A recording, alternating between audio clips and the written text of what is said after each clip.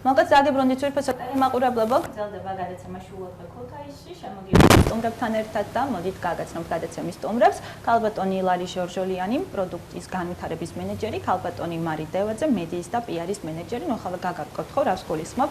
დღეს გადაცემის თემა გახლავს ტურიზმი. არაერთგზის ის გვისაუბრია, უფასო ტელემაყურებლებო ძალიან კარგად იცით ტურიზმზე, მისი მიმდინარეობის შესახებ, რამდენად ვითარდება საქართველოში, როგორია დამოკიდებულება ქუთაისში, მაგრამ ამ შემთხვევაში ტურიზმის ცენტრის წარმომადგენლები გვყავს სტუმრად. მოგესალმებით მარი ლალი. ძალიან მიხარია რომ ხართ გადაცემის სტუმრები და ტრადიციული შეკითხვა ვიწყებთ განწყობით, ხო? ნოემბრის მზიანი დღეები, მე მგონი განსაკუთრებულად დადებითად მოქმედებს ჩვენს განწყობაზე. დავიწყებოთ თქვენით მარი. როგორი შემართება და როგორი განწყობა? პირველ რიგში დიდი მადლობა მოწვევისთვის. რაც საინტერესო საუბრის და საინტერესო დისკუსიის მოლოდინში ვარ მე პირადად. ძალიან კარგი, იმედი არ გაუცრუებთ ერთმანეთს იმედს. ლარი, აბა მითხარი თქვენი განწყობა როგორია? მოწვევისთვის პირველ რიგში და მე განწყობა არის არაჩვეულებრივი, ამისთან შესაბამისი, შესანიშნავი ნოემბერი გვაქვს ქუთაისში, მინდა გითხრათ. ნოემბერი შესანიშნავი გვაქვს, მაგრამ ტურისტული სეზონი რამდენად შესანიშნავი გვაქვს, რამდენად წარმატება გვაქვს, რა შეიძლება გამოსწორდეს და როგორია თქვენი სტრატეგიები, ალბათ თქვენ უკეთ ისაუბრებთ. ხო, მოდით დავიწყოთ მარი. ტურისტული სეზონი. და ზოგადად პირველად ხართ ხო ეთერში, ასე რომ ტურიზმის განვითარების ჩვენს ეთერში პირველად ხართ, ასე რომ ტურიზმის განვითარების ეტაპები მიმოვიხილოთ ზოგადად საქართველოში რა გზას გადის და რამდენად წარმატებულია. ხო. მე მინდა მაინც ყურადღებას დავამახვილებდი კონკრეტულად ჩვენს ქალაქზე და ჩვენს რეგიონზე და ტურიზმის განვითარებაზე აი ამ მიმართულებით. მე ვთვლი რომ პოზიციონირება როგორც ტურისტულმა ქალაქმა სერიოზულად და უკვე რაღაცა ესე ქუთაისმა დაიწყო სულ რამდენიმე წელიწადია, რაც ამუშავდა დამეთანხმებით ქუთაისის საერთაშორისო აეროპორტი, რომ არა ეს ფაქტი, რა თქმა უნდა, ძალიან რთული იქნებოდა ამ სფეროს განვითარება რეგიონში. შესაბამისად, ჩვენ მოგვეცა ძალიან დიდი შესაძლებლობა განვავითაროთ ტურიზმი ამ რეგიონში და გავხდეთ ტურისტული დესტინაცია, რაც აქამდე, რა თქმა უნდა, არ ვიყავით. პოზიციონირება როგორც ტურისტული ქალაქი ქუთაისს არასოდეს არ ქონდა ეს ნიშა დაკავებული ისა და აი უცებ გაიხსნა რაღაც ფანჯარა ევროპაში ამ აეროპორტის სახით და ჩვენ ყველანი აღმოჩნდით აბსოლუტურად ახალ რეალობაში, რომელიც საჭიროებს გარკვეულ შეგუებას, ადაპტაციას ამ რეალობასთან და შესაბამისად მე უკვე შესაბამისი ნაბიჯების გადადგმას, რომ სწორად ძალიან ისე მიზანმიმართულად და მართებულად წარმართოთ ეს პროცესი. ანუ კარგად აუბით ფეხი, როგორ ფიქრობთ? ანუ დავიწყეთ ძალიან ადრეა ჯერ ამაზე საუბარი. საუბარია რამდენიმე წელიწადზე, საუბარია ადამიანებზე, რომლებსაც არასოდეს არ უმუშავია ამ სფეროში, ხო ჩვენ ანუ გულისხმობთ ზოგად საზოგადოებას და რა თქმა უნდა ყველანი ერთად ვსწავლობთ თუ როგორ უნდა ავუწყოთ ფეხი ამ სიტყვაზე ახალ რეალობას. შესაბამისად ეს მოითხოვს ახალი პროფესიების განვითარებას, ეს იქნება სასტუმრო სექტორის, მომსახურეობის სექტორი, იგივე კვების სფერო და რა ვიცი, ძალიან ბევრ ასპექტს მოიცავს და შესაბამისად ჩვენს აბსოლუტურად ყველა ამ სფეროს სჭირდება სწორი, ხარისხიანი განვითარება. ჩვენ ვართ ამ პროცესში. რომ ვთქვათ ახლა და დავადგინოთ და ვიზლაპარაკოთ იმაზე, რომ ჩვენ მზად ვართ იმისათვის უკვე რომ გავხდეთ რაღაცა იდეალური ტურისტული დესტინაცია, რა თქმა უნდა, ეს იქნება ტვილი, ესე რომ ვთქვათ, გადაჭარბებული რა თქმა უნდა, თუმცა ის რომ მიმდინარეობს მუშაობა, თუნდაც ჩვენი მოკრძალებული სამსახურის ფარგლებში, რა თქმა უნდა, ყველანი მივდივართ ამისკენ. თან არის კიდევ რაღაც დამოუკიდებელი, ანუ რაღაც პროცესები, რომლებსაც ჩვენ მინდა მივცეთ რაღაცა აი დრო იმისათვის, რომ ეს ყველაფერი განვითარდეს და თავი ბუნებრივად, ანუ მიიღოს ის ფორმა, რა ფორმასაც მიიღებს საბოლოო ჯამში. ლალი, მოგესალმებით კიდევ ერთხელ. მოდი ტურიზმის ცენტრის ამოცანები რაში მდგომარეობს და ეს ტურიზმი როგორც სრულიად საქართველოს ასევე იმერეთის ერთ-ერთი წარმატების მომტანი და წარმატებული სფეროა, ალბათ დამეთანხმებით ხო, ალბათ ბევრი ადამიანი ხსნას სწორედ ტურიზმში პოულობს, ალბათ სწორსაც აკეთებს თქვენი თვალით დანახული, როგორია ეს პროცესები. კი ბატონო, მარის იდეას, ნათქვამს პრინციპში გავაგრძელებ, პროცესი, რომელიც დაწყებულია, უბრალოდ შეუძლებელი ამ პროცესის შეჩერება. ჩვენ თავარი ამოცანა ამ შემთხვევაში, როგორც ტურიზმის ცენტრის, მივცეთ სწორი მიმართულება ამ ყველაფერს, ის რომ ბაზარზე არის მოთხოვნა და შესაბამისად გაჩნდება მიწოდება, ეგ არის ძალიან ნათელი მაგალითი გვაქვს ამისი, ყოველდღიურად იმატებს სასტუმროების და კვების ობიექტების რაოდენობა ქალაქში, თუმცა მთავარი აქ არის, რომ ეს მიმართულება იყოს სწორად განვითარებული, ასევე გავაგრძელებ, რომ კი ბატონო, ეხლა ვართ იმ პროცესში, როცა ყველანი ერთად, როგორც სახელმწიფო სტრუქტურა, ასევე კერძო სტრუქტურა, ერთად ვსწავლობთ რაღაცებს და მთავარი ამოცანა ამ შემთხვევაში ჩვენი არის, რომ ამ რაღაც მოდიდებულ ტალღას მიცეთ სწორი მიმართულება, სწორად წარდგეს იმერეთი და ქუთაისი ზოგადად პოზიციონირება მოხდეს ამ ქალაქის და რეგიონის სწორად ძალიან დიდ კონკურენტ ბაზარზე, ისეთი როგორც საერთაშორისო ტურისტული ბაზარი. დამეთანხმებით ალბათ რომ ჩვენ გვიწევს კონკურენცია არა მარტო თქვათ საერთაშორისო ტურისტულ ბაზარზე, არამედ არასდროს არ საუბრობთ შიდა ტურიზმზეც და ჩვენი ამოცანაც ეგ იქნება, რომ ქუთაისი გახდეს შიდა ტურიზმისთვისაც მომხიბლელი. რას ვაკეთებთ ამისთვის უფასოს სტუმრებს? აი ხა ძალიან საინტერესო. რას ვაკეთებთ? რა გაკეთება? რა გაკეთება? ყველაზე მთავარ წელს სხვა პროცესებთან ერთად საუბრობთ ასევე რა გავაკეთეთ არის ქალაქის ბრენდინგი. ალბათ თქვენ ხართ ინფორმირებული, ერთ-ერთ ფოკუს ჯგუფში თქვენც იყავით დაპატიჟებული სამწუხაროდ ვერ ჩაერთეთ და ნახავდით თქვენ თვალით რა საინტერესო პროცესია ეს. დაახლოებით 12-დან 14 ფოკუს ჯგუფს შევხვდით აგვისტოს შემდეგ. ქალაქში ეს ჯგუფები იყო როგორც ტურისტული სექტორი მთლიანად მოვიცავით, ასევე ჟურნალისტების ფოკუს ჯგუფის, ანუ ადამიანები, რომლებიც ქმნიან ქუთაისის რეალობას დღესდღეობით, ყველა იყო ამ პროცესში ჩართული და ჩვენი მთავარი ამოცანა ამ ბრენდინგით არის ის, რომ სწორედ ჩამოვაყალიბოთ ერთიანი ხედვა, როგორ უნდა წარდგეს ქუთაისი და ზოგადად იმერეთი როგორც შიდა ბაზარზე, ასევე საერთაშორისო ტურისტულ ბაზარზე. ეხლა ვართ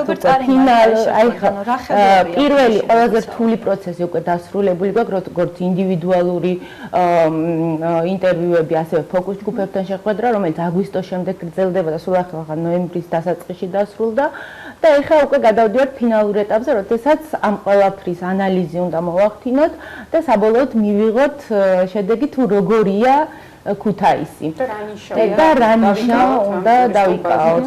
ამ ეტაპზე მხოლოდ ქალაქის ბრენდინგი არის შესაბამისად გამოიკვეთა ის მიმართულებები, თქვათ რითაც შეგვიძლია პოზიციონირება, თუმცა ჯერჯერობით ამ მიმართულებებიდან უნდა მოხდეს ერთის არჩევა. რა გვაქვს სახეზე, რა მიმართულებები გვაქვს, როგორ ფიქრობთ? შევიკავებ ჯერჯერობით თავს, იმიტომ რომ ესეც სამუშაო პროცესის ნაწილია, თუმცა უკვე წლის ბოლოს ჩვენ ამის პრეზენტაციას გავაკეთებთ და ალბათ მთელი ქუთაისი, ანუ ვინც იყო ამ პროცესში ჩართული, დაესწრება ამ პრეზენტაციას 14 ნოემბერი, მას წლის ბოლომდე ფაქტურად დიდი დრო არ არის თუმცა დარჩენილია რაღაც ეტაპები, ანუ პროცედურა, რომელიც თვითონ ბრენდი როგორც დგება ეს ბრენდის რა ქვია შემუშავება, რა თქმა უნდა ჯერჯერობით არის აი ამ პროცესში და რა თქმა უნდა დასწრება რაღაც მოვლენების არ გვინდა. შესაბამისად კიდევ ერთხელ გავიმეორებ, რაც მთავარია ამ პროცესში ჩართული იყო თითქმის მთელი ქალაქი, ყველა სფეროს წარმომადგენელი იქნებოდნენ ეს პირველ რიგში, რა თქმა უნდა, ტურიზმის სფეროს წარმომადგენლები, გიდები, ტუროპერატორები, მუზეუმების, გალერეების თანამშრომლები, მეცნიერები, მსახიობები, იყვნენ ადამიანები, რომლებიც რაღაც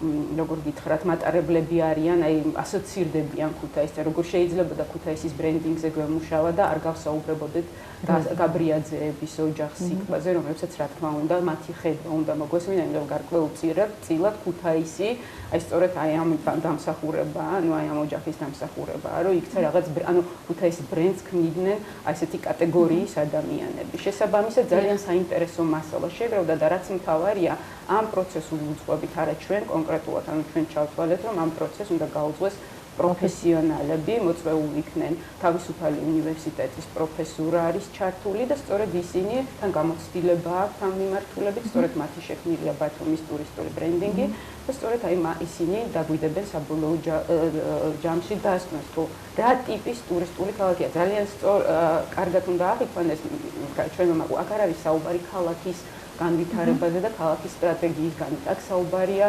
ტურისტულ ნიშაზე, ანუ რომ გავდივართ ამ ტურისტულ ბაზრობებზე, საერთაშორისო ბაზრობებზე, რა ნიშა გვაქვს, რას ვაჩვენებთ და რა არის ჩვენი მთავარი სიტყვაზე სიმდიდრე და რით უნდა ანუ რა უნდა ვაჩვენოთ და რით უნდა მოვიზიდოთ საერთაშორისო ვიზიტორები. დავუდგოთ მაშინ წლის მიწოდებით. ჩვენს მოლოდინში გვეღელდება ძალიან საინტერესო ვორქშოპი. პირდებიან ამ ვორქშოპზე მოგვიწევს ჩხუბი მოგვიწევს კამათი და კამათში იბადება ჭეშმარიტება, როგორც ასე ამბობენ, ხო? და ჩვენ ძალიან ზად ვართ, ჩვენ ხო? საუბრობდით და ჩვენთვისაც ძალიან საინტერესოა ექსპერტების მიერ დადებული დასკვნა. მარი, ეთერს მოგქონდა რამოდენიმე წუთი და რაღაც ესე ჩთავეჭლება დამჭირა უკვე ქუთაისში ტურისტ არ აქვს სეზონი, ხო? თუ რაღაც ოფიციალურად ვამბობდით, რომ ზაფხული იყო ტურისტ. სწორედ ხო, აი ამ ფოკუს ჯგუფებთან. მოდი ვთქვათ, ხო? რა სიამოვნებით ვისაუბრობ. მე ვთვლი, რომ ჩვენ გვაქვს იმის ფუფუნება, რომ აჭარისგან განსხვავებით სიტყვაზე და ისეთ რეგიონებთან განსხვავებით, რომლებიც მიბმულები არიან ამინდზე ან სიტყვაზე სხვა ამ კონკრეტულ შემთხვევაში, ჩვენი კულტურული ღირსშესანიშნაობები არ საჭიროებენ რაღაც მაინც და მაინც 40 გრადუსიან სიცხეს და რაღაც აი მაგრამ საჭიროებენ მოწესრიგებულ ინფრასტრუქტურას, ხო და ამ პრობლემებზეც აი აქაც ვისაუბრეთ. მინდა გავამახვილო ყურადღება. ძალიან ხშირად ჩვენი მისამართით, ტურიზმის სამსახურის მისამართით გაისმის აი ეს ინფრასტრუქტურასთან დაკავშირებული პრობლემები, იგივე ტუალეტების პრობლემები. ჩვენ არ გავურბივართ ამ თემებს, რა თქმა უნდა, მაგრამ მე მინდა რომ მეც ჟურნალისტი ვარ და შესაბამისად, ანუ მივცემ თავს უფლებას, ანუ რაღაც დოზით შევიტანო რაღაც კორექტირებები, ხო? როდესაც საუბარია რაღაც კონკრეტული სამსახურის კომპეტენციაზე, საუბრობ ძალიან ზუსტად უნდა ვიცოდეთ თუ რას მოიცავს კონკრეტული სამსახურის კომპეტენცია. ის რომ როდესაც ჟურნალისტი მესაუბრება ჩემს კონკრეტულ კომპეტენციას, რომელიც გაწერილია ნორმატიული აქტით, ხო, სიტყვაზე რაღაც სამართლებრივი დოკუმენტით, ჩემი ფუნქცია, მოვალეობები, მან უნდა იცოდეს, რომ ტუალეტის აშენება, გზის აშენება არ არის ჩემი პრეროგატივა და ჩემი კომპეტენცია. თუმცა თქვენ შეგიძლიათ შეაფასოთ, რამდენად არის ხარი შემშლელი და თემას მე არ ვწეწავ თემას და გავაგრძელებ. თუმცა რა თქმა უნდა მიმდინარეობს შიდა უწყებრივი დიალოგები. არაერთი რეკომენდაცია წერილობითი არ სიტყვიერი. ეს რა თქმა უნდა არ ჩანს ხო ესე საჯაროდ, თუმცა მუდმივად ვართ კომუნიკაციაში თვითმმართველობასთან, იქნება ეს ქალაქის მერი, იქნება ეს შესაბამისი სამსახურები, თუ სად რა უნდა სამწუხაროდ ჩვენი კომპეტენცია, სამწუხაროდ ჩვენი კომპეტენცია იფარგლება მხოლოდ და მხოლოდ რეკომენდაციის გაცემით. რა თქმა უნდა პრიორიტეტია საპირფარეშოები, რა თქმა უნდა პრიორიტეტია გზების და სახეზე გვაქვს უკვე საკმაოდ დიდი პროგრესი მიმდინარეობს, ანუ სარეაბილიტაციო სამუშაოები და ძალიან ბევრი რამე კიდევ და რაც მთავარია ეს დიალოგი შემდგარია, ჩვენ გვისმენენ, რა თქმა უნდა იქ არის რაღაც ალბათ თავიანთი პრობლემებია, მაგრამ კიდევ ერთხელ ვამბობ, აქცენტები უნდა დაისვეს ჟურნალისტების მხრიდან ძალიან სწორად.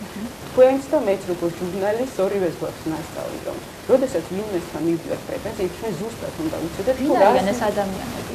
ანუ შეგიძლიათ კითხოთ, ვისი მხრიდან ისმის ხოლმე ხშირად პრეტენზია? ტელევიზიაში მე არ მინდა ვის დაკონკრეტება, მაგრამ როდესაც ჟურნალისტი იქნება ან თუნდაც კერძო სექტორის წარმომადგენელი საუბრობს ვინმეს კომპეტენციაში და შეცდომაში შეყავს ამის მოსახლეობა, არის ცოტა არ იყოს ან მეტყველებს ან რაღაცა პოპულისტურ რაღაც მიდრეკილებებზე ან სიტყვაზე საქმის არცოდნასთან. ის რომ ტურიზმის ცენტრის თანამშრომლის კომპეტენცია არ არის გზის მშენებლობა, მან ძალიან კარგად უნდა, თუმცა რა თქმა უნდა როგორც თქვენ და როგორც მე ადამიანები, რომლებსაც გვაინტერესებს და რომლებიც გაინტერესებულები ვართ ტურიზმის სწრაფ განვითარებაზე, ანალოგიურად ჩვენც ვართ მოლოდინის რეჟიმში და ჩვენთვისაც ძალიან საინტერესოა, რაც უფრო სწრაფად განვითარდება აი ეს პროცესები, იგივე ინფრასტრუქტურის თვალსაზრისით და ძალიან ბევრი სხვა სფერო არის მოსაწესრიგებელი. მადლობთ, მარი.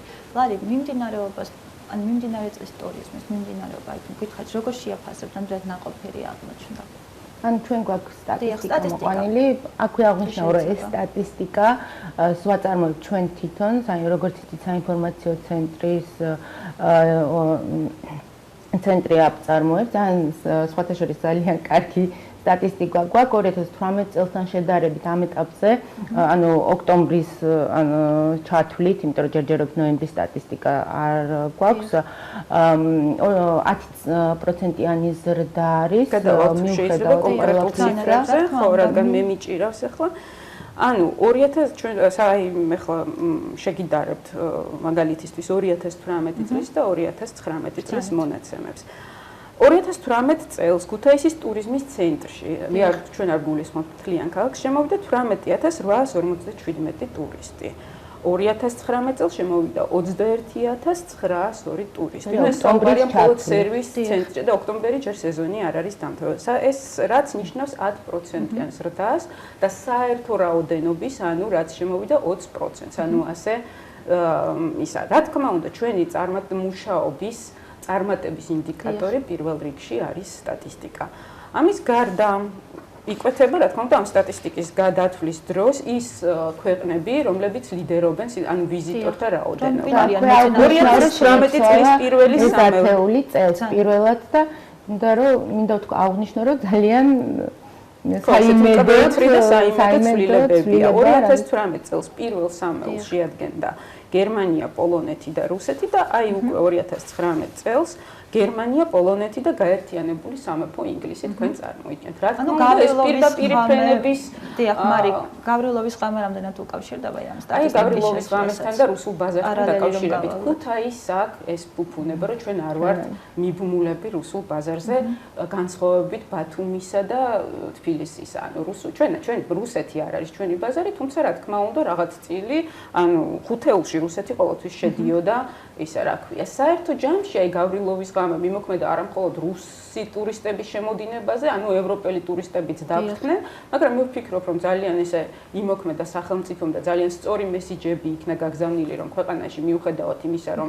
პროტესტი, ხო, რაღაც გამოსვლები იყო, ეს არანაირად არ აისახებოდა ტურისტებზე და მათ უსაფრთხოებაზე ქვეყანაში. შესაბამისად, ის რაღაც ორკვირიანი შეფერხება მიუხედავად იმისა, რომ იყო რაღაც ორკვირიანი თუ ათდღიანი შეფერხება, ამ სწორი მესიჯების გაგზავნის ხარჯზე სიტუაცია ძალიან მალე გამოსწორდა და ჩვენ წავედით, ანუ ისევ ზრდაში და წინა წელთან შედარებით მიუხედავად ყველა აი ამ შეფერხებისა, მაინც ანუ სახეზე ქონდა ზრდა და სტატისტიკა, ანუ წავიდა ზემოთ. რა თქმა უნდა, ეს ძალიან ისეთი გვახარებს ეს ფაქტორი. და ჩვენ ვთვლით, რომ დიახ, არის პირდაპირი ფრენები სიტყვაზე იმ ქვეყნებთან, რომლებთანაც ხო, ამ ბოლო დროს კიდევ ძალიან მინდა შევეხო თემას და იმასთან დაკავშირებით, რომ გაიჟღერა ასეთი პრეტენზიები, რომ ქუთაისის ტურიზმის ცენტრი ქაოტურად იღებს მონაწილეობას ტურისტულ საერთაშორისო გამოფენაზე. დღიდან მოსვლისა ამ გუნდმა, ჩვენმა გუნდმა, რომელიც მუშაობს დღესდღეობით ქუთაისის ტურიზმის ცენტრში, გადახედა რა იმ სიას, რომელიც ან მერიიდან მემკვიდრეობით გვერგო, ანუ თუ სად დადიოდნენ ქუთაისის, ანუ სანამ აიპი შეიქმნებოდა, იყო აიპის რა ქვია განყოფილება. ჩვენ ჩავთვალეთ, რომ ეს კონცეფცია იყო თავიდან ბოლომდე გადასალაგებელი და როგორ მოხდა გადალაგება? ნუ წარმოიდგინეთ ახლა წლების განმავლობაში ქუთაისის მერია დადიოდა ყაზახეთში ტურისტულ გამოფენად. დამისახელეთ ერთი არგუმენტი, თუ რატომ უნდა ევლო ქუთაისის მერიას რა ჩავანაცვლეთ ყაზახეთით მარი ამ შემთხვევაში? ჩავანაცვლეთ იმ ქვეყნებით, რომლებთანაც გვაქვს პირდაპირი მიმოსვლა. ეს იქნებოდა ყველა პრეზენტაციაში, ყველა არის ქალაქების სტატისტიკა არის ჩვენი ყველაზე დიდი რამდენიმე ფაქტორი, რომელიც განსაზღვრავს ამის კონცეფციას. პირველი პირდაპირი ფრენები, შემდეგი ეს არის სტატისტიკა. ანუ ჩვენ თუ ვუყურებთ, რომ მაღალი მონაცემი გვაქვს გერმანიაში, მაღალი მონაცემი გვაქვს დაუშვათ პოლონეთში, რა თქმა უნდა ჩვენ ვაგრძელებთ ამ ბაზარზე მუშაობას, მაგრამ თუ ჩვენ შევხედეთ, რომ აი პირდაპირი ფრენა გვაქვს პარიზში და ამ დროს სტატისტიკა არის დაბალი და რაღაც არა გვაქვს, ხო? ეს იმას ნიშნავს, რომ აქ არის ბევრი სამუშაო, ხო? გვაქვს ესეთი სიმდიდრე, კიდევ ერთხელ ვამბობ, ეს არის ძალიან დიდი ფუფუნება, რაც არ აქვს ბათუმს, რაც არ აქვს დაუშვათ კახეთს, რომელსაც ასევე სერიოზული ხო რაღაც პრეტენზიები აქვს, როგორც ტურისტული დესტინაცია განვითარდა. იმერეთი ამ თვალსაზრისით არის, რა თქმა უნდა, გაცილებით წინ და ეს ისა რა შესაძლებლობა ჩვენ არ უნდა გავუშვათ ხელიდან. ამიტომ ჩვენ მიზან მიმართულად ყოველწლიურად უნდა ვიაროთ, რა თქმა უნდა, საფრანგეთში, რადგანაც სულ რაღაც 3-4 საათი გვაშორებს ამ არაჩვეულებრივ ქალაქს და გავაგებინოთ, რაც მთავარია, პარიზში ტურიზმით დაინტერესებულ კომპანიებს, ჩვეულებრივ ტურისტებს, რომ აი რამდენიმე საათში მათ შეუძლიათ ეწვიონ არაჩვეულებრივ საინტერესო ქვეყანას, რეგიონს, ქალაქს, რომელსაც აქვს ძალიან საინტერესო ისტორია. ლარი, მადლობთ მარი. გარდა ჩვენი ღირსშესანიშნაობების საკულტურო მემკვიდრეობას გულისხმობთ, რას ვახვედრებთ ტურისტებს ქუთაისის მაგალითზე ვისაუბროთ? აი ზუსტად დავდიოდით ამ 4 თვის განმავლობაში, აი როგორია ვთქვათ ქუთაისი, ხო? კი ბატონო, მარი მისაუბრა, რომ ინფრასტრუქტურული პრობლემები არის ქალაქში და ამას არავინ არ უარყოფს, თუმცა იმერეთი არის ერთ-ერთი რეგიონი, რომელსაც შეუძლია ძალიან მრავალფეროვანი პროდუქტი, ტურისტული პროდუქტი შეთავაზოს ჩამოსულ ტურისტს. გულისხმობ არა მარტო ვთქვათ საზღვარგარეთიდან ჩამოსულ ტურისტს, არამედ სხვა ქალაქებიდან ჩამოსულ ტურისტს და ანუ ამ კვლევის და ანალიზის პროცესში აღმოჩნდა, რომ ყველას ვინც თქვა თბილისიდან ჩამოდის ან სხვა ქალაქებიდან ჩამოდის ქუთაისში, ქუთაისი არის ერთადერთი ქალაქის შტაბ-ბეჭდებას როცა ტოვებ, ანუ როცა მიდიხარ სხვა ქალაქში საქართველოში, თბილისის შემდეგ ქუთაისი არის ქალაქი. სხვა თქვა ბათუმში როცა ჩადიხარ, ეს ამას აუბრობდნენ, რა თქმა უნდა, თბილისლები, რომლებიც ამ პროცესში იყვნენ ჩართული. აქედან გამომდინარე, შიდა ტურიზმიც ძალიან საინტერესო იქნება.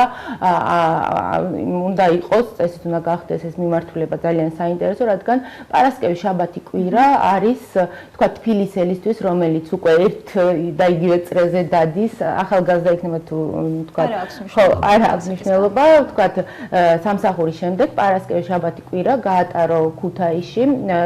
პირველ რიგში ეს არის ძალიან კარგი ფასი, ანუ იაფი. შემდეგ შესაძლებლობა იძლევა გარემო პირობები, თქვა, წყალტუბო ან საირმეში წასვლა ერთი დღით.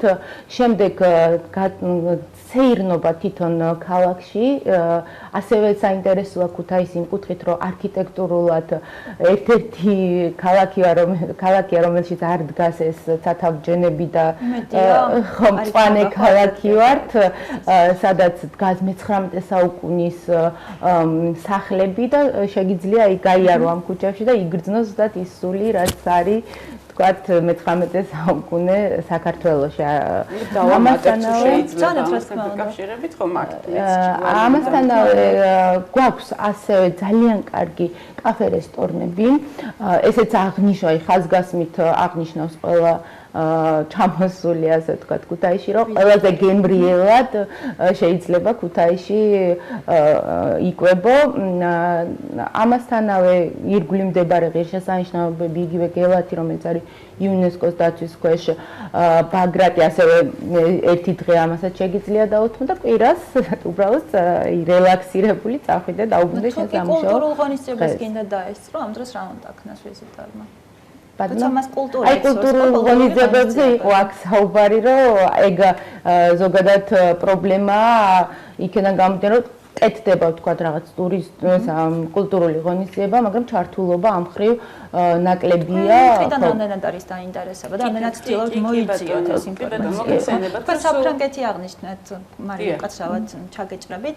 არაჩვეულებრივი ლაივი იყო წყალტუბოში, ერეკლე დეისაძის ლაივი, არაერთგზის გაჟღერდა ჩემი ეთერის მეშვეობით და აქვე უნდა აღნიშნო დასანანია, რომ კულტურის სფეროში მოღვაწე არც ერთი წარმომადგენელი, არც ერთი გიდი, არც ერთი ტურისტი ჩემი თვალით არ მინახავს. საუნდჩეკიდან დასრულებამდე ვიყავი ადგილზე და საგულისხმოა ის ფაქტი, რომ ახალი ალბომი სწორედ ერეკლე დეისაძე საფრანგეთში მიდის და იქ მართავს ხუთს კონცერტს და უხერხულია ალბათ ტურისტი, რომელიც პირობითად 5 დღის წინ იყო წყალტუბოში და ვერ ნახა კონცერტი, შეიძლება მოусმინოს საფრანგეთში. როგორ ფიქრობ, აი ესეთ ჩანსებს რატო უშვებ? ეგ ხო პრომოუშენის რაღაც ჩავარდნა და მენეჯმენტის. და თქვენ რამდენად ინტერესდებით ხოლმე მოიძიოთ გავსი ღონისძიებასთან იმერეთის ფარგლებში დაგზავნილია ჩვენი მხრიდან წერილები იმის შესახებ, რომ იქნებდა შევძლოთ და თავი მოვუყაროთ ყველა იმ კულტურულ ღონისძიებას ჩვენს გვერდზე დაიდო კიდევაც, ანუ კალენდარი იმ კულტურული ღონისძიებების, რომლებიც იგეგმება სხვადასხვა დაუშვათ იმერეთის მუნიციპალიტეტებში. თუმცა კიდევ ერთხელ ვამბობ, აი ასეთი ტიპის კოორდინაციას, როგორც მუნიციპალიტეტის თანამშრომლები, კერძო სიტყვაზე სექტორი არ არიან მიჩვეულები. რა თქმა უნდა, ამასაც თუმცა ეს ორივე მხარისთვის რამდენად არის შემოფერხებელი, როგორც თქვენთვის, ასევე მათთვის რამდენად ნეგატიურია. თქვენ შეგიძლიათ გადახედოთ ჩვენს გვერდს, იმიტომ რომ ჩვენ ვცდილობთ მაქსიმალურად მოვიზიდოთ ეს ინფორმაცია და გავხარდოთ მისაწვდომი კიდე ჩვენი სამიზნე ამ შემთხვევაში არიან გიდები და ტუროპერატორები, იმიტომ რომ იმერეთი არის უნიკალური რეგიონი. აი ახლა ჩვენ თვალს ვადევნებთ, არ ვიცი რამდენად ხართ საქმის კურსში, რომ სამეგრელოში ჩატარდა ხაჭაპურის ფესტივალი. ახლა საერთოდ სენსაციურ ამბავს შევესწრეთ, სამეგრელოში უნდა გაიმართოს ღვინის ფესტივალი, თუმცა ჩვენ არ გვსმენი აქამდე მე პირადად არ მქონია მეგრული ღვინის შესახებ ინფორმაცია. ამ ხრივ იმერეთი არის ძალიან უნიკალური რეგიონი. და სად არის ჩვენთან ფესტივალები, მარი? იტყვით. ბრძანეთ. კი ბატონო, ზუსტად ამაზეა.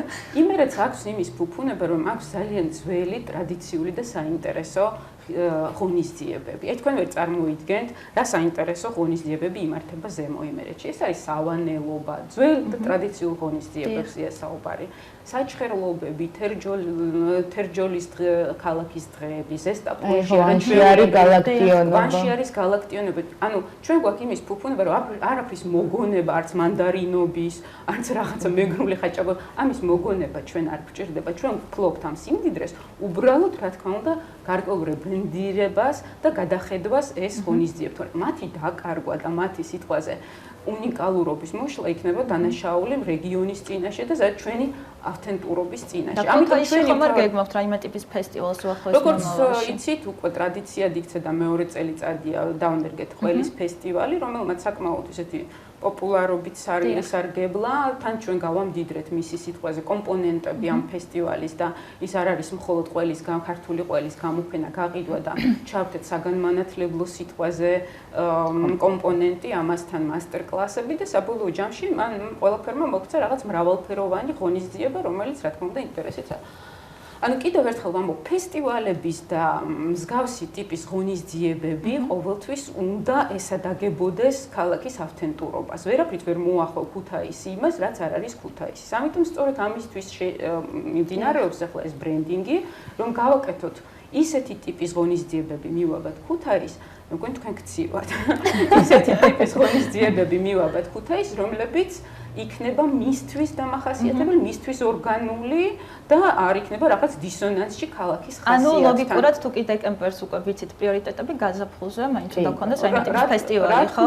რა თქმა უნდა, ზუსტად საფესტივალო პროგრამების შემუშავებაზე და რაღაცა აქაც მიდის რაღაცა დისკუსიები, აქ რაღაცა გაგიმხელთ რაღაცა იდუმლოებებს, აი მაგალითად ექსპერტები გვესაუბრებოდნენ იმაზე, რომ თუ კი კახეთი იმკვიდრებს შემოდგომას, ბათუმი იმკვიდრებს ზაფხულს და ასე შემდეგ, ქუთაისი ასოცირდება გაზაფხულთან. თუმცა ჩვენ მაინც მომხრეები ვართ იმისა, რომ დავტვირთოთ ყველა სეზონი იყოს ჩვენთან რაღაც აი ამ საფეხბურთო და კიდევ ერთხელ ვამბობ, აი ეს ძველი ტრადიციული ღონისძიებები არის ფანტასტიკური შესაძლებლობა ტურისტებისთვის გაეცნონ რეგიონის ავთენტურობას, რაც მოთხოვნადია რეგიონებისთვის მნიშვნელოვანი. ვერაფრით ვერ შევადარებ ახლა მე სავანელობას, რომელიც არის ძალიან ნამდვილი და ძალიან ხორც რაღაცა ნაწილი ამ ჩვენი რეგიონის სადღაც მოგონილ თითიდან გამოწვევილ მანდარინობას, ხო ახლა რაღაცა რა არის ძალიან გემრიელ ციტყვას. ძალიან გემრიელი შეიძლება იყოს, მაგრამ ის უნდა იყოს ხო ორგანული და ავთენტური, ჩვენ ამაზე გვაქვს აქცენტი და შესაბამისად ძალიან რთულია იმუშავა ამ კონცეფციებზე, რომ არ დაარღვიო ის მთავარი რაც გაქვს, თუმცა შეახსო რაღაც ახლით, რა თქმა უნდა ეს არის რაღაც ბეწვის ხიდზე გაიგო. ვინ როგორ გაივლის, ეს ალბათ მათ მიწი არის და აკრობატულ უნარებზე დამოკიდებული. კი ბატონო, გავაგრძელებთ საერთაშორის თემას აი ამ გამოფენებთან დაკავშირებით, რომლებიც მიბმულია პირდაპირ ფრენებზე და არაერთი მითქმა-მოთქმა გამოიწვია ქუთაისის ტურიზმის ცენტრის და იმერეთის რეგიონალური სამსახურის მონაწილეობამ ამერიკის შეერთებულ შტატებში და იაპონიაში.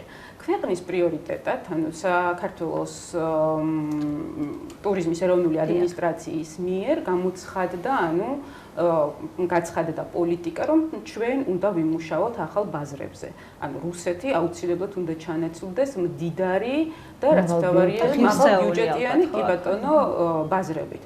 ამ შემთხვევაში გარდა იმისა, რომ გვაქვს პირდაპირი ფრენები, რა თქმა უნდა ვიმუშაოთ ისეთ ქვეყნებში, რომლებიც რეალურია, მათი ჩამოყვანა იმაში. ეხლა მოდით, თქვენ იმერეთის წარმომადგენელი ხართ, ჩვენ იმერლები ვართ.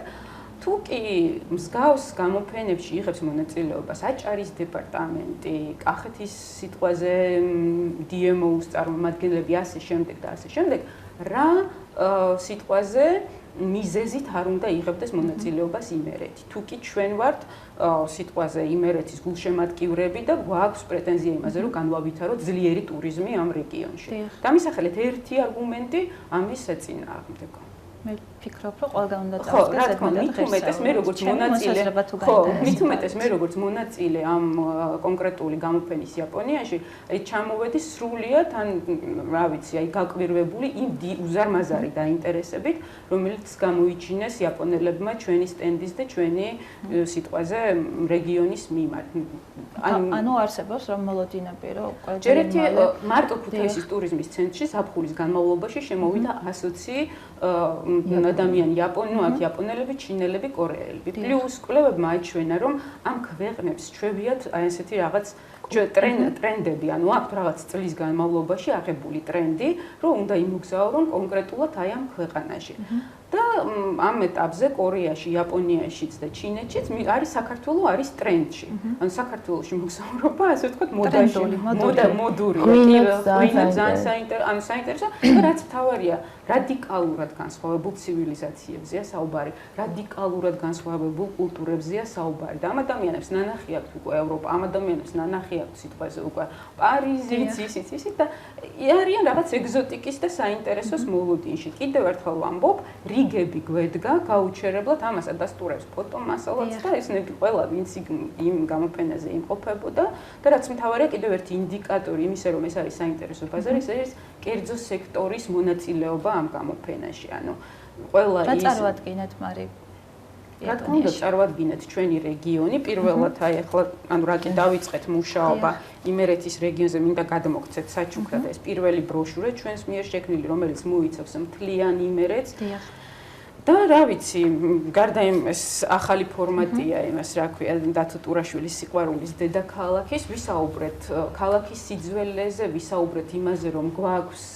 ანუ ქუთაისს აქვს საშუალება წარადგინოს ყველა ეპოქიდან რაღაც ტიპის ღირსშესანიშნაობა, დაიწყებული პრეისტორიული ხანიდან და ეს არის სათაფლია სიტყვაზე, სადაც შემონახულია დინოზავრის ნაკვალევი და ამის საშუალება აქვს მსოფლიოში მხოლოდ 3 ქვეყანას გაგრძელებული ანტიკური პერიოდი და მოგეხსენებათ სულ ახლა სრულდება ვანში არქეოლოგიური მუზეუმის ისა რა ქვია რეაბილიტაცია და უკვე გადააქვთ კიდეც სიტყვაზე და ეს აბსოლუტურად აი ამ მოვლენამ უნდა შეცვალოს ტურისტული გეოგრაფია და საქართველოს შესწავლის გეოგრაფია, ანუ, იმიტომ რომ აი აქედან უნდა ვიწყებდეთ საქართველოს ისტორიის შესწავლას, კიდევ ერთხელ გადავალ შუა საუკუნეებზე, რომლებიც ბრწყინვალედ არის წარმოდგენილი, მათ შორის იუნესკოს მიერ დაცული ძეგლებით და შემდეგ თვითონ ქალაქი ქუთაისი ეს არ არის რა თქმა უნდა მარტო სმაჭამა, თუმცა მდიდარი სამზარეულო კულტურა, მდიდარი სტუმართმასპინძლობის ტრადიცია, არ არის ეს ხელწამოსაკრავი თემა. ჩვენთან ეს არის რაღაც კულტურის დონეზე, ფენომენის დონეზე გამოკვეთილი და ამის გათამაშება, როგორც ტურისტული ფიშკა რო იტყვია, არის ძალიან მომგებიანი ჩვენთვის. რა თქმა უნდა, ამის უგულებელყოფა არ შეიძლება. ქალაქის ხასიათი, რაც ყველაზე მთავარია და ამ ხასიათის გაშალაშინება, რა თქმა უნდა. ამ ქალაქს განსხვავებით სხვა ქალაქებისა, საქართველოს სხვა ქალაქებისა, ვერავინ ვერ იტყვის, რომ არაა განსაკუთრებული და რაღაც თავისებური ხასიათი და რა თქმა უნდა, ეს ქალაქში მიწევს პერიოდულად ცხოვრება ქუთაისიდან. აი ადამიანები, რომლებმაც იმუშავეს ბათუმის ასე ბრენდინგზე, რომლებიც მუშაობდნენ სხვადასხვა დესტინაციებში, მათმაც თქვეს, რომ ჩვენ რო გკითხოთ, ჩვენ ზუსტად ესე დავგტოვებდით, ახლა როგორც ხართ. უნიკალურები ხართო, საინტერესოები ხართ, თქვენი მეტყველებითო, თქვენი იუმორით, თქვენი რაღაც საკითხებისადმი მიდგომით და რა ვიცი, ეს ყველაფერი, რა ვიცი, მე მგონი გვაძლევს იმედს, რომ საბოლოო ჯამში ჩვენ ჩამოყალიბდებით, როგორც ძალიან საინტერესო ტურისტული დესტინაცია. მადლობთ, ლალი, ადგილობრივი ტურიზმის სფეროში დასაქმებულ ადამიანებთან რამდენად ჰარმონიულად თანამშრომლობთ და მათთან რამდენად ხშირად გაქვთ შეხვედრები და გამოცდილების ურთიერთგაცვლები. კი ბატონო, წელს ზუსტად ტურიზმის სფეროში დასაქმებულებისთვის პირველად გავაკეთეთ ტრენინგების ციკლი მთლიანად, რაც გვაძლევს იმის იმედს, რომ მომავალში უფრო გახშირდება ეს ტრენინგები. პირველი, ასე ვთქვათ, კრიტერიუმი და ასე ვთქვათ, ჩვენი პირველი ამოცანა ამ ტრენინგების ჩატარებისას არის, რა თქმა უნდა, პროფესიონალი ტრენერების მოწვევა და ასევე ხარისხი.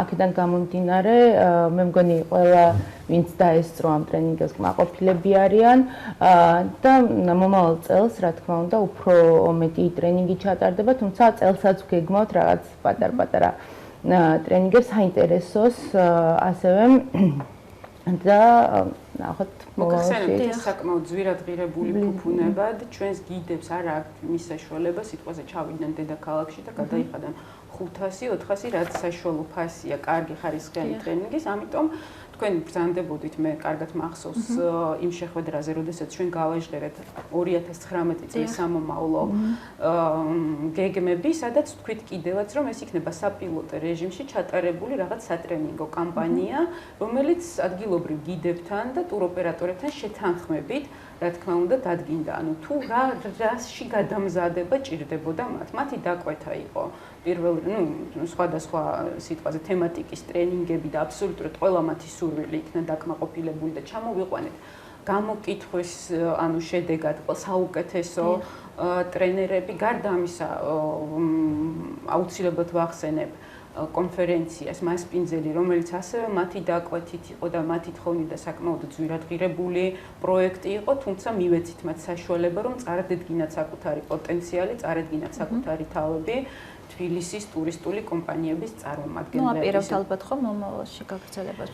მე უბრალოდ რა კი ერთხელ უკვე წარსდგნენ, ჩვენ ვფიქრობთ რომ რაღაც დრო უნდა გავიდეს, რომ დაგვიგროვდეს კიდევ რაღაც ახალი მასალა, იმისათვის ანუ ერთი და იგივეს წარდგენა ხო ყოველწლიურად არ იქნება ხო რაღაც საინტერესო სხვებისთვის, თუმცა რა თქმა უნდა მსგავსი ტიპის შეხვედრები, მსგავსი ტიპის რაღაც კონფერენციები აუცილებლად უნდა გაგრძელდეს მომავალში.